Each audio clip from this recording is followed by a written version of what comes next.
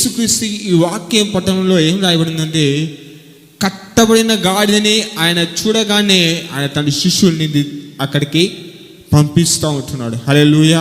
తన శిష్యుల్ని పంపిస్తూ ఉంటున్నాడు, మీరు వెళ్ళండి, అక్కడ ఒక కట్టబడిన గాడిద ఉంది, అది నాకు కావాలి.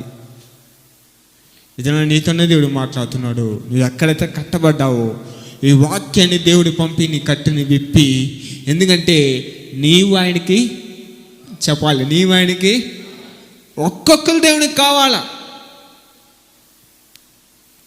దేవుడు ఊరకనే రక్షణనిచ్చి, ఊరకనే తన కోసం మీకోసం ప్రాణం పెట్టి, ఊరక మనల్ని ఒక క్రిస్టియానిటీగా ఉండాలా, జీవించాలని కాదు, కానీ దేవుడు నిన్ను కోరుతున్నాడు. దేవుడు నువ్వు కావాలంటున్నాడు. హల్లెలూయా. నువ్వు కావాలి నాకు.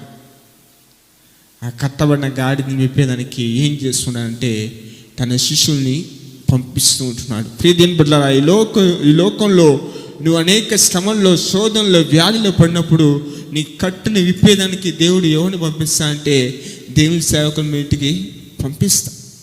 ఈ లోకానికి దేవుడు తన సేవకులను పంపింది ఎందుకంటే ఎక్కడైతే కట్టబడిన వాళ్ళ కట్టులు విప్పేదానికి. ఇదిదా దేవుని సేవకులకు మా యొక్క పనే, ఇదిదా సేవకుల పనే ఇదే.